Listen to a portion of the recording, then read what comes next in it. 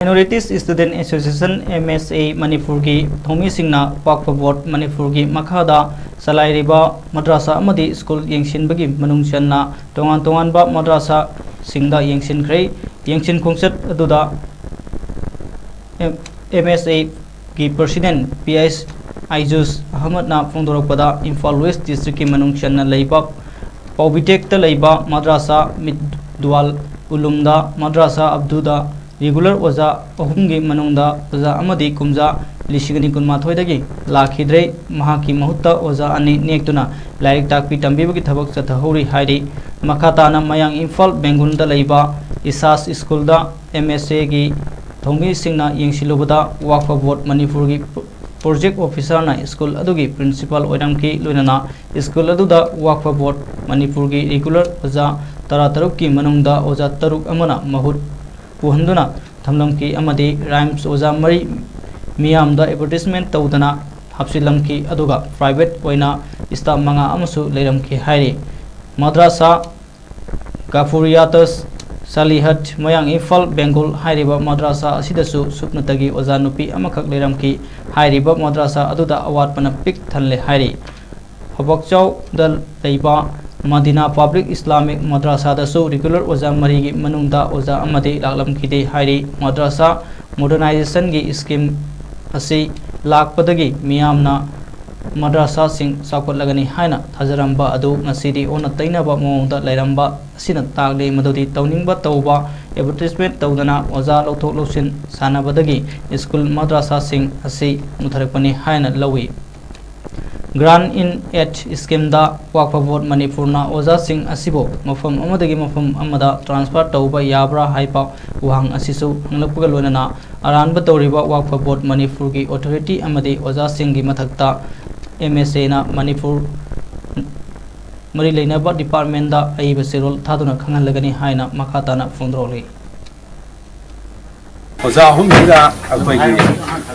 oza kaino hara kanta oza ama MD Hari Judin hai boza si akoi 2022 dagi mahak na leiram badagi hana transfer sakre hai adu huju phobada ma school karam dabagi akoi karam daba thengna jaki loina madrasa gi motam ni phondor ko gi matung ina madrasa adu da awat pakta oihori oza mu langthoi oza mu hapchali sumaina tawraga asum leibana madrasa si akoi salai badi yam wana salai hauri haibagi wafam phondor ko leikre makhata na akoi gi esas school me imphal haiba school asida wakobot ki makhada leiba school asida aikoi di yengsen ba chacharubada haiba school asida akoi gi oza tratruk aikoi regular oina leiramki haiba oza tratruk asida oza taruk amadi akoi school sida lakre haidare haiba oza taruk asina mahut sinduna haini school asida takpi tambiram ba aikoi thengna jaki aduga aikoi gi contract ta oza manga haibidi private ki oza manga aduga rams ki vacancy oina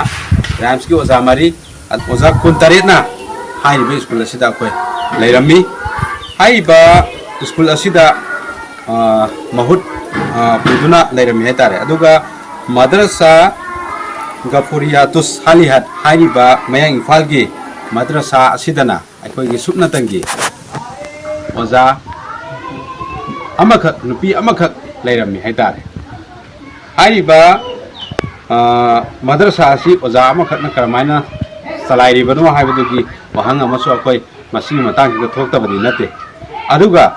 akoi na makhata ni yengsaluba chatchabada habak chaugi akoi gi Madina Islamic Public Madrasa haiba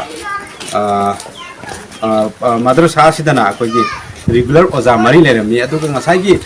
2021-22 dagi school da madrasa da sulak lakidraba aduga nobo oza ama oza Hari Judin haiba lupa se haiba mafam jida akoi gi 14 March da thokchibo order da akoi somda akoi posting tabani adu new posting asida so ngasi phabu nongota laktri haibagi report ne koi phangjari basi aduga haiba school asida akoi satra humpuga taret tami humpu taret muk tamba sida akoi gi private ki oza ani amadi private ki oza अनि अदुगा regular की ओजा मरी सिदा अम्मा लाक्त्रे ओजा अहुम पुन्ना ओजा मंगाना अखोगी ताकि तंबीबगी ममी दु फंगी मसिदा स्कूल अदुगी अखोगी प्रिंसिपल ओइबिबा ओजा दुना हाइबगी मतुंगिना याम वाना स्कूल से रन तौरी हाइबदुनी स्कूल साबगी कैका पीथरकवा याबा इंफ्रास्ट्रक्चर न चिंबा अमत पीथरक्तबगी ममी दुनी हाइरिबे स्कूल से ताहौरिबसी मसिदा इसिदा अखोइना थमजनिंगबसी मसिगी मतंग सिदा